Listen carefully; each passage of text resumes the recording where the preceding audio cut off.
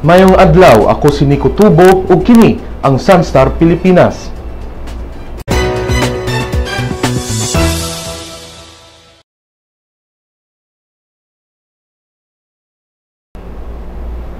Gindorso kagahapon ni kaning Cebu Governor Lito Osmeña ang kandidatura ni Davao City Mayor Rodrigo Duterte pagka-presidente sa Pilipinas.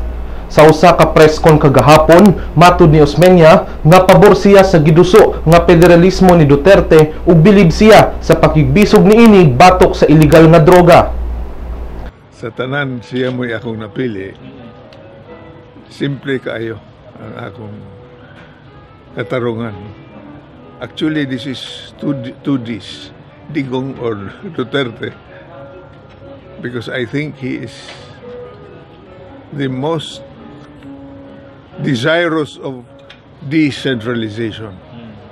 We will elaborate on that later. And also, si Duterte paryente sa mga Durano dinhi sa Sugbo, apan ang ilang partido nga bakod kinsa alay sa Liberal Party miendorso ni Senadora Grace Poe ug ni Chis Escudero. Gianunsyo sa maong grupo ang ilang pagsuporta ni Poe ug Escudero kagahapon sab pinaagi sa usa ka press conference. Mato ni Davao City Mayor Nito Durano, founder sa bakod nga nagsugod pa Agosto ni adtong miaging tuig, gipangayo na ni Ace Durano ang ilang permiso nga mahimong campaign manager sa Poe Escudero tandem ug sugod pasab ni adtong bulana siya mikomit ni Ace. Sila Poe ug Duterte mag-atubang na sab uban sila Mar Rojas ug Jejo Marbinay sa presidential debate karong Domingo, Marso 20 dinhi sa Dakbayan sa Sugbo. Si Miriam Defensor Santiago dili makatambong sa maong debate kay matud niini nga mag-undergo siya og clinical trial alang sa iyang sakit nga cancer. Gibasura sa Supreme Court ang motion for reconsideration sa Commission on Elections batok sa pag-issue og ballot receipts atol sa eleksyon. Matod sa spokesperson sa Supreme Court nga si Attorney Chidoro Te, nga mibutar og 12-0 ang mga maestrado alang sa pag-require sa COMELEC nga mo-issue og resibo usa sa mga features sa vote counting machines nga gamiton sa eleksyon. Hearing oral argument on the COMELEC's motion for reconsideration today, 17th March 2016, in a vote of 12-0, denied the COMELEC's motion for reconsideration. The following justices did not vote or did not leave a vote: Senior Associate Justice Carpio, Justice Bersamin, Justice Peralta. The resolution will be issued and released within the day. That's all I have. Thank you. Apan gipanghingusgan sa COMELEC nga dili na kinahanglan ang voter receipt aron lang makasiguro og credible nga eleksyon kay nabuhat na kini nila bisan pa ni sa niaging piniliay.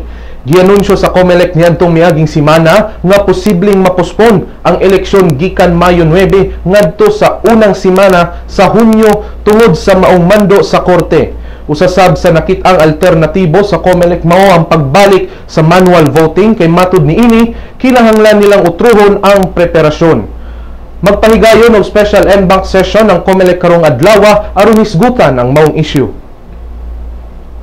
Pwede nang makaon ang shellfish nga makuha gikan sa Balete Bay didto sa Dakbayan sa Mati, Davao Oriental. Matod sa Bureau of Fisheries and Aquatic Resources o BFAR nga wala na red tide sa maong lugar, apan aduna pay ubang parte sa nasod nga apektado sa red tide. Lakip niini ang Dawi sa Bohol, Daram Island sa Daram ug Kambatutay Bay sa Western Samar Leyte, Naval sa probinsya sa Biliran ug Pilar sa Capiz. Dili pwedeng kaunon ang bisan unsang shellfish nga makuha gikan aning mga lugara, apan pwedeng makaon ang mga isda, nukos, pasayan ug alimango kung kini fresh pa ug gihugasan og maayo.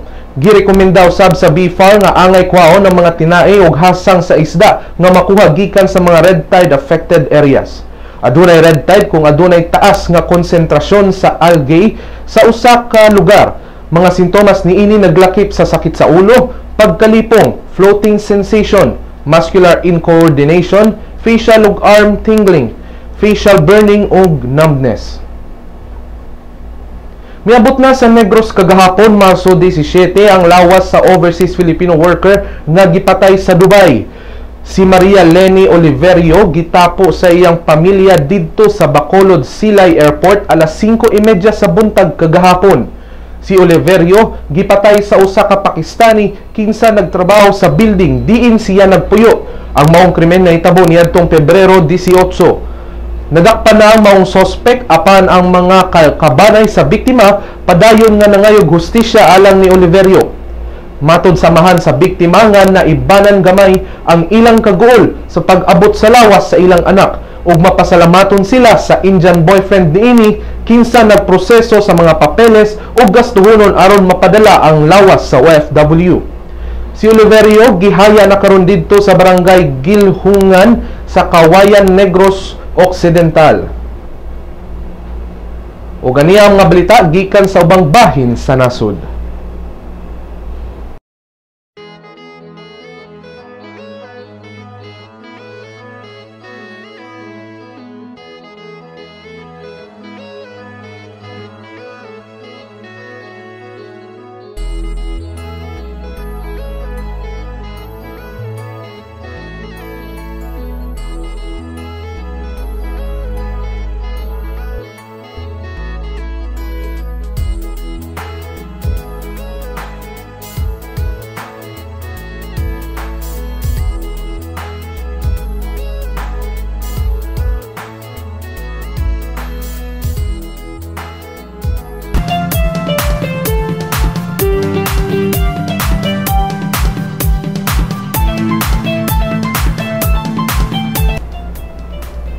Sugod niadtong Marso 11, wala migawas sa Itbulaga si Paulo Ballesteros.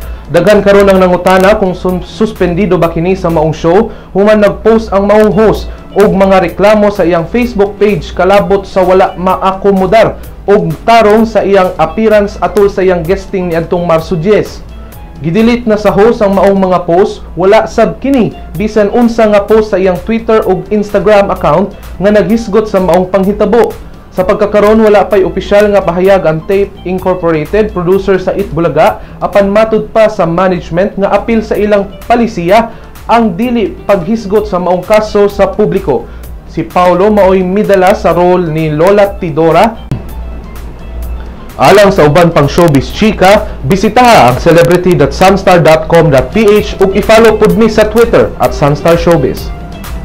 Ani ang balor sa dolyar gikan sa Bangko Sentral ng Pilipinas.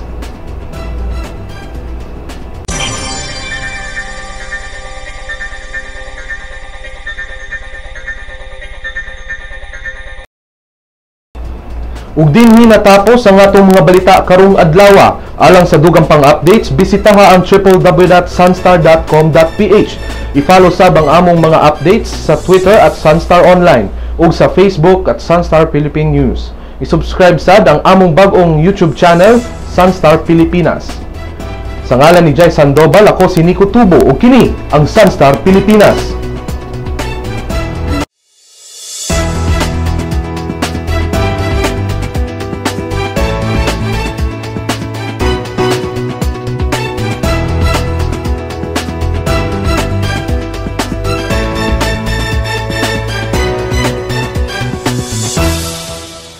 Welcome to the newest member of the Sunstar family, My Sunstar, a mobile application that allows you to remove all the online clutter and focus on what you want, what you need.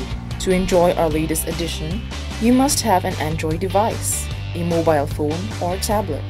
Go to the Google Play Store, type My Sunstar in the search box. Click on Search. Once brought to the application, click on Install. Wait. When download is complete, click Open. You will be brought to the login page. You may use your Facebook or Google Plus account to register. If you are already logged into your Facebook, registration is automatic. Next, select your interest. Click on at least 3 categories and at least 1 location like Cebu or Davao or any of the cities in the Sunstar network. When you're done, click on Done. Great selection! If you do not select any category or location, you will automatically be brought to the News Bits section where you can find, in one glance, a list of news of the day that you should know. If you have selected your interest, the news bits will be the first list, followed by different categories that you chose. This way, you do not see all the other news and articles that will not be relevant to you. What you see is what you want. If you want to add more categories, click on the menu icon on the top left. Choose My Interests. Select again.